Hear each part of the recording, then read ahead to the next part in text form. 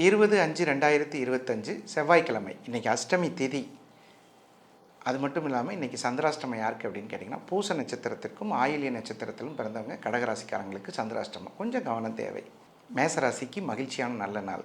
ரிஷபராசிக்கு வியாபாரம் நன்றாக இருக்கும். மிதுன ராசிக்கு புதிய நல்ல விஷயங்களை தேர்ந்தெடுப்பீர்கள். கடகராசிக்கு உங்களுடைய கருத்துக்களின் மற்றவர்கள் மதிப்பை பெறுவார்கள்.